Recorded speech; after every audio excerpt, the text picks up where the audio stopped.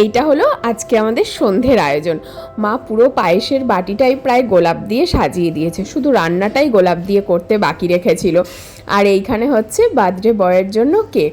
আসলে আমাদের ঘরে কেউই ওই পেস্ট্রি কেক খেতে খুব একটা পছন্দ করি না। আগে এই বড়টা যাও বা খেত, এখন সেটাও খায় না।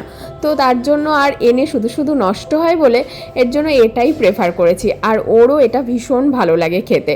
ও এই কেকটা আনা হলে কি না পুরোটা খাওয়া হয়ে যায়। আর পেস্ট্রি কেকগুলো কি হয় না, শুধু ওই দেখানোর জন্য কাটাটাই হয়, তারপরে আর খাওয়া হয় না। সেটা দিয়ে দেওয়া হয়, না হলে ফেলে দেওয়া হয়, এই হয়। তাই এইবার ডিসিশন নিয়েছি যে এখন থেকে এই কেকটাই আমরা জন্মদিনে কাটবো। হ্যাঁ হ্যাঁ চলো। Happy birthday to you, birthday to you, happy birthday to you.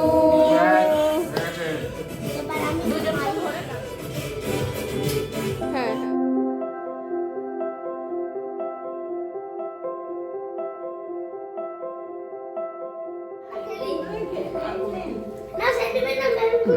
তোমার ফেভারিট কেক। আগে কেক খাচ্ছো, পায়েসটা খাইয়ে নে, ছোট কেক পেয়েছে। এই ছিল এই বছরে আমার বরের জন্মদিনের একটা ছোট্ট আয়োজন। সবচেয়ে বেশি যেটা আনন্দ দিয়েছিল সেটা হচ্ছে আমার ননদদের দেওয়া সারপ্রাইজটা।